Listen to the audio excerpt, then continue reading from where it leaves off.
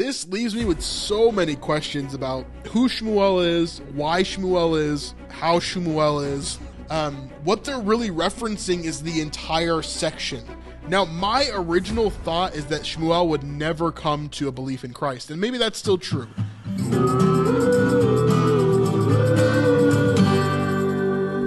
Welcome to Snipe Life, where we look at creativity through the lens of Christianity, and today we're taking a look at The Chosen, Season 3, Episode 8, and specifically we're going to be talking about Shmuel.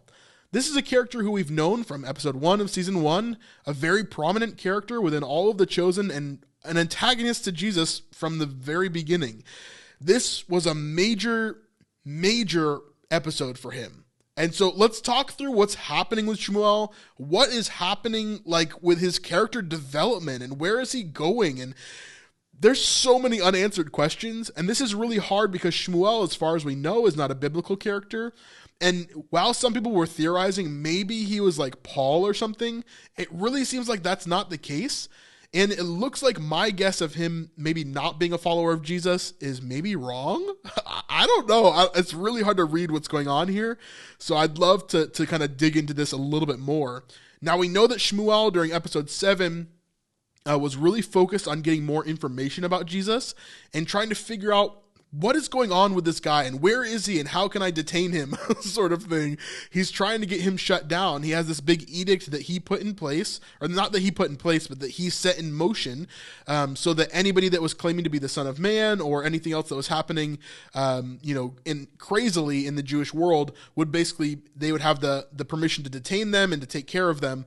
And so he's set that in motion, and yet now we're getting these different things that are happening. So let's jump into the scene with the Pharisees first, and then we'll jump into the scene where Shmuel gets to talk with Jesus, which is one of the most interesting scenes in all of The Chosen. So let's jump into this and see how you guys respond to it.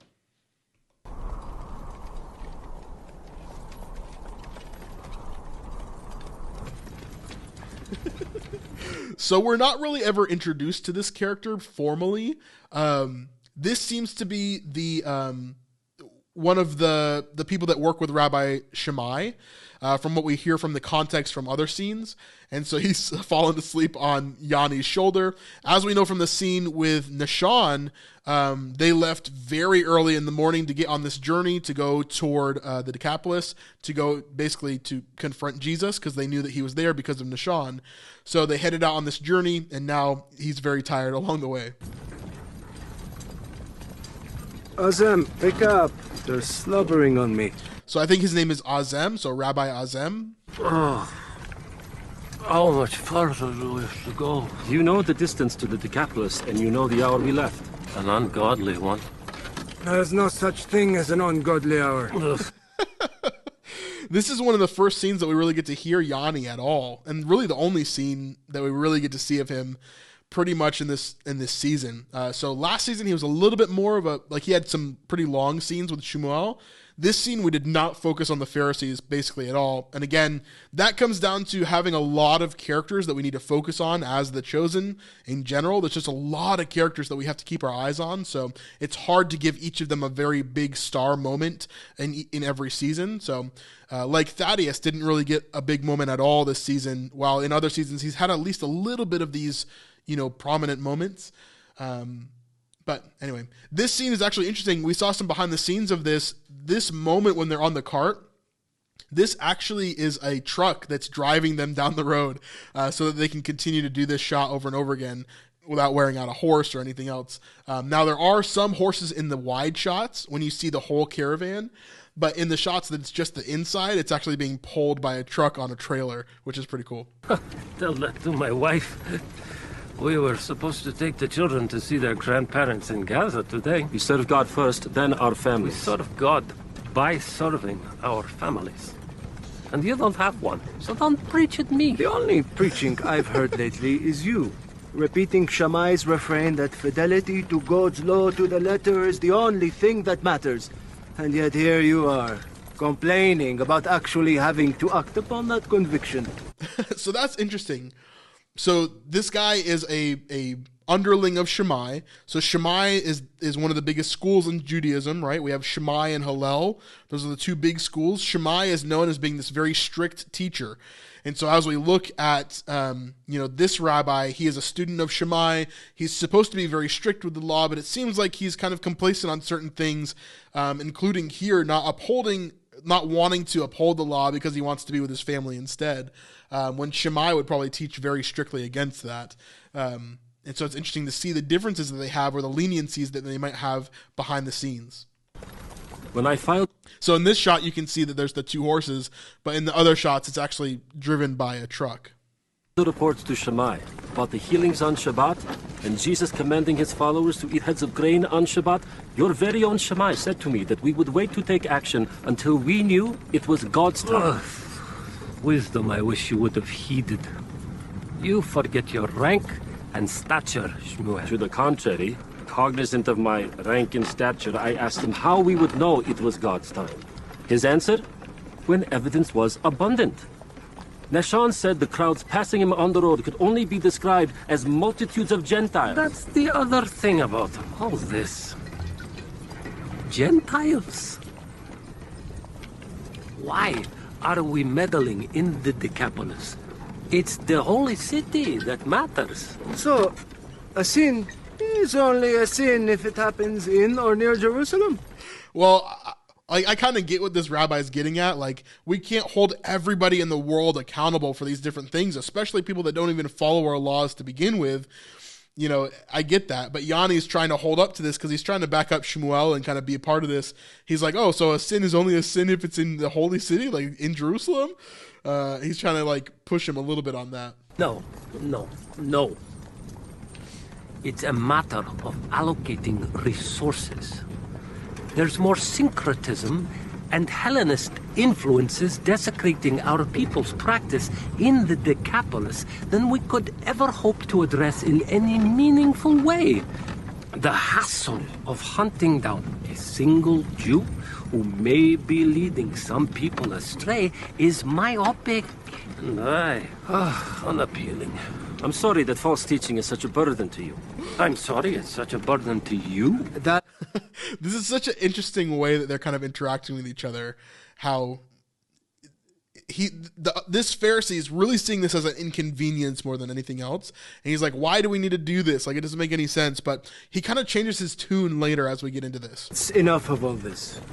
I think the one thing that we can all agree on is that if we find him performing any magic tricks or sorcery, we will have to take action. It's been a long time since I've prosecuted a witchcraft case. They can be unwieldy. Again, they're still having this perspective of, oh, Jesus must be doing magic tricks or he's performing witchcraft through Satan. Obviously, that's not true, but that's what they would have perceived it as, because there's no way that they could even fathom that this could be the Messiah or anything else. Which is why I let them come to me. Don't go looking for them. Is there any way to go faster? Yes, You Rabbi. summoned the carriage in the middle of the night. Did you expect Caiaphas to handpick your steeds? By the way, I can't wait until we meet Caiaphas, because we haven't really seen him yet. Now, some people have been theorizing that in the scene with Shammai, that Caiaphas was actually there. I don't know if that's actually the case. I think they would have made it a more of a big deal if that was Caiaphas. So we'll see. We'll see what happens in the next season. I assume that we'll meet him next season at the minimum, because they have to kind of build him up a bit before we get to the big climactic moment with Jesus and everything. So I do wonder how they're going to handle Caiaphas and all of that, because they've mentioned him quite a bit in this season. So I wonder if they're just building up toward that. Just relax.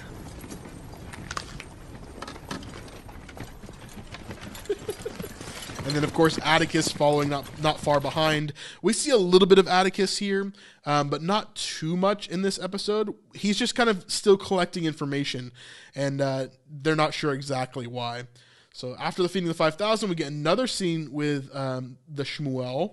And so let's see this one. This is one that we actually knew was coming, because we got a little bit of behind the scenes from this moment when they were here to shoot.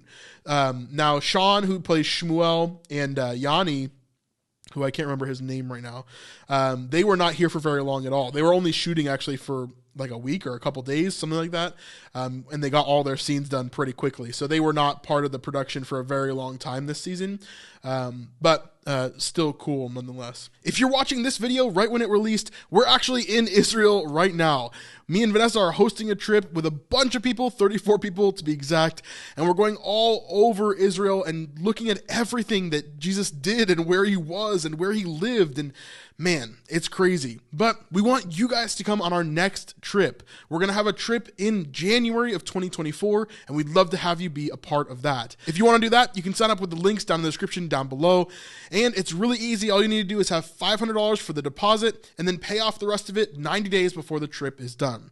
This is going to be an awesome trip, and I have an amazing host lined up named Isaac David, who runs a YouTube channel called Daily Disciple. He talks about all different stuff from pop culture of Christianity to progressive Christianity and how that's a harmful thing in society today. There's a lot of things that we really agree on, and I love the way that he teaches and talks. So I wanted to invite him on this trip so that he could have some interaction with you guys and so that we could get him in some of our content when we go to Israel next year. Anyway, I'd love for you to be a part of that. If you want to sign up, the links are in the description down below.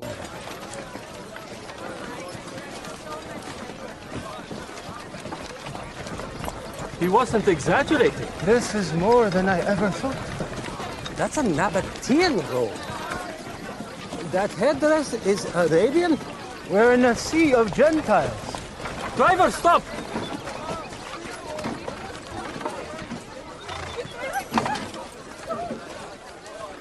What is this? What has been happening? The teacher from Nazareth. How long have you been out here listening to the teacher?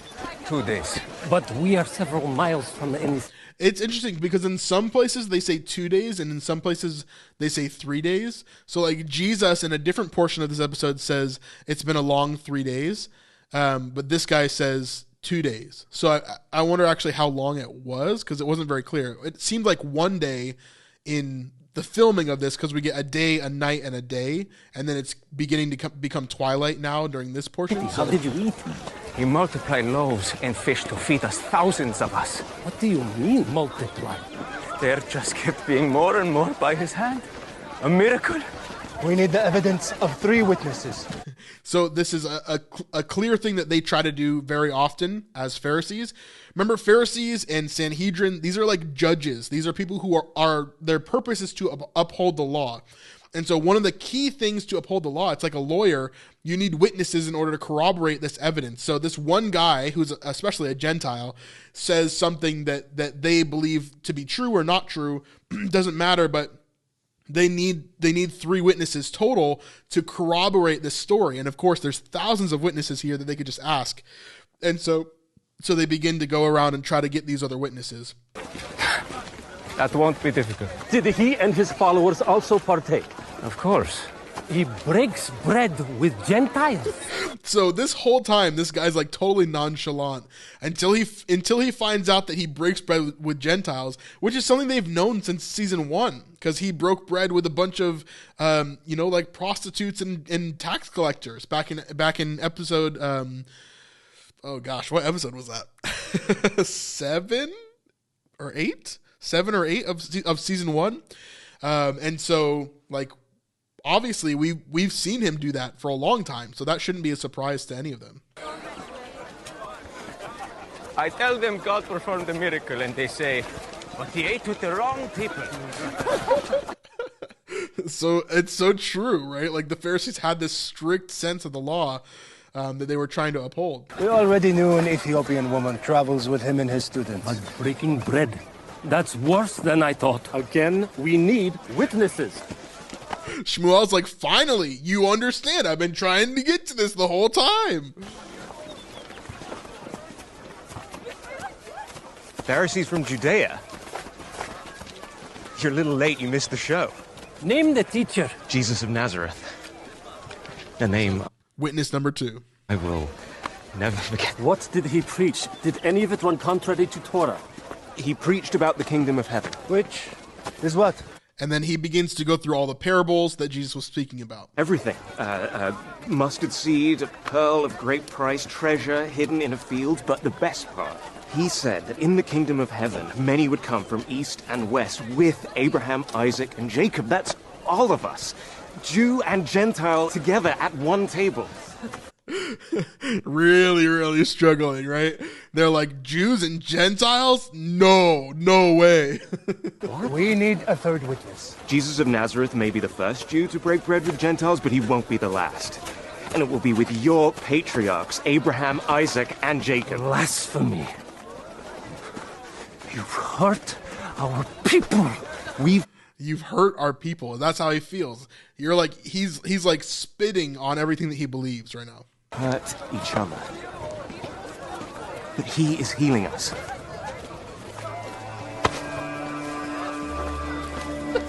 Leander's like, don't touch me, bro. Ooh, he spit on him on the way out. We need 3 witnesses. What did the teacher say? Now, there's a moment here with Shmuel that he seems to be beginning to change. Now, my original thought is that Shmuel would never come to a belief in Christ. And maybe that's still true. But the rest of this episode really changes my perspective on Shmuel in a lot of ways. So I'm really intrigued to see how this plays out with him in the next season. Because there's a lot of unanswered questions, for sure. About Gentiles reclining at table with patriarchs. What did the teacher say? What did the teacher say about Gentiles reclining at table with patriarchs? What did the teacher say? Okay. Now, Peter gets a boat here, and we've already gone through all of that. So check out our video that we did on Simon. Very interesting. But the last scene that we get with Shmuel is actually the very first scene that we were ever introduced to in The Chosen. And that is the very beginning of the trailer that we got for season 3. It opens with this scene in particular. So let's check out this scene. This leaves me with so many questions about who Shmuel is, why Shmuel is, how Shmuel is, all of it. So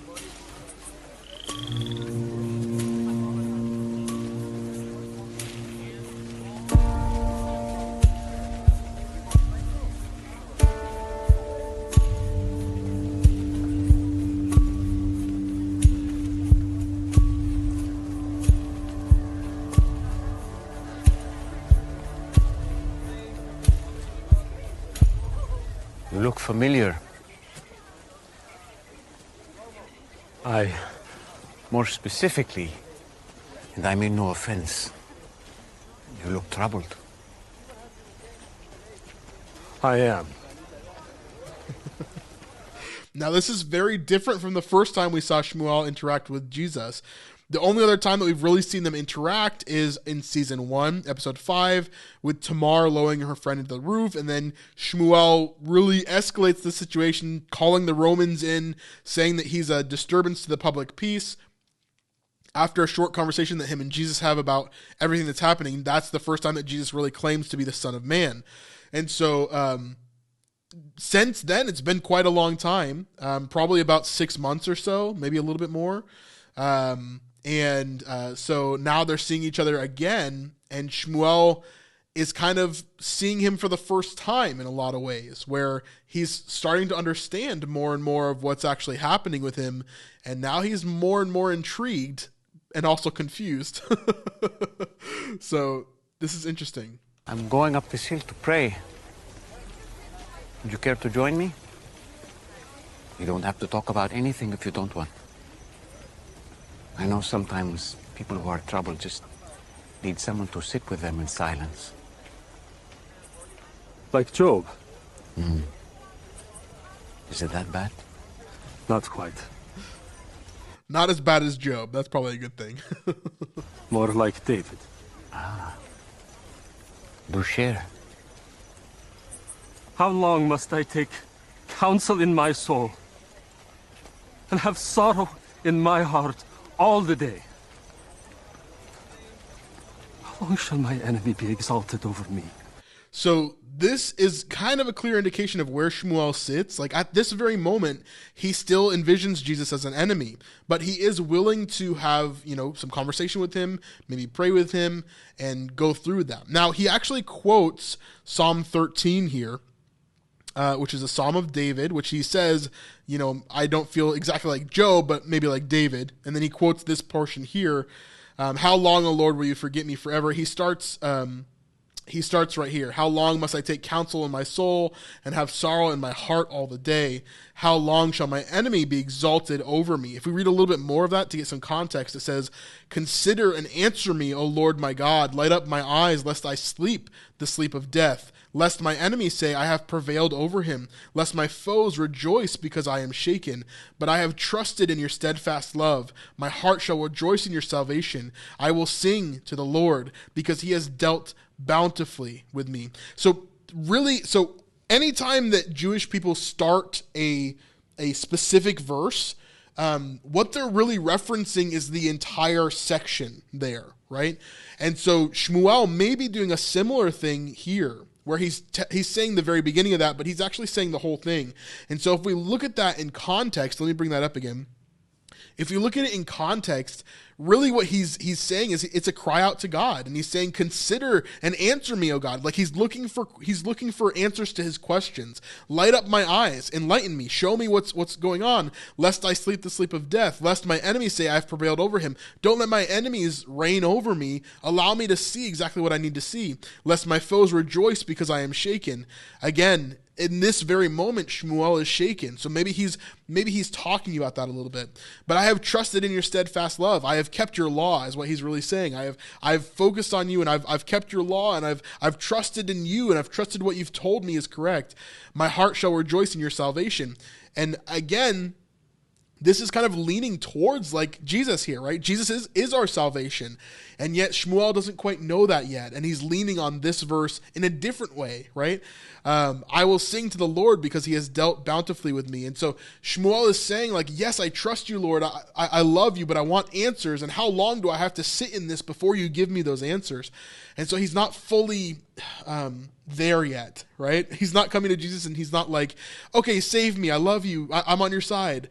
There's something else that's here. And so I do wonder, where all of this is going to lead as he kind of walks through that. I guess we'll see soon enough, but who knows? You're losing something.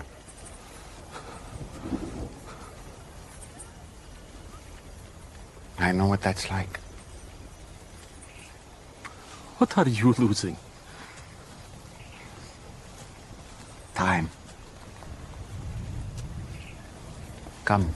Yep, only a few more seasons left, so we're all losing time. Join me in prayer for a little while. Will you speak with me after? I will. If you still want to question me after we pray.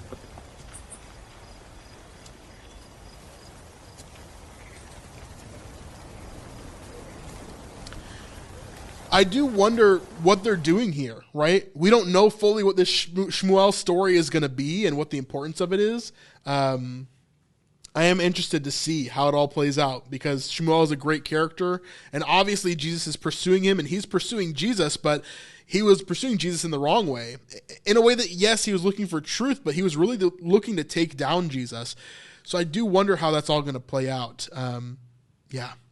What do you guys think? What is your thoughts below? Let me know if you have any theories down below. I'd love to hear them for sure. Thank you so much for checking out this video. This is actually a small portion of a much larger live stream that we did for our patrons. And if you want to check out that entire live stream, you can go over to our Patreon at patreon.com/thesnipelife. This is the best way by far to help support us in this ministry and to see what we're doing. We're actually in Israel right now, and you guys can see a ton of extra content that we're only posting on our Patreon. And we'd love for you to be over there so that we can have some conversation and just chat with you guys, get to know you a little bit. Anyway, if you want to sign up for that, we'd love to have you over there, and we'll see you on the next one. Peace.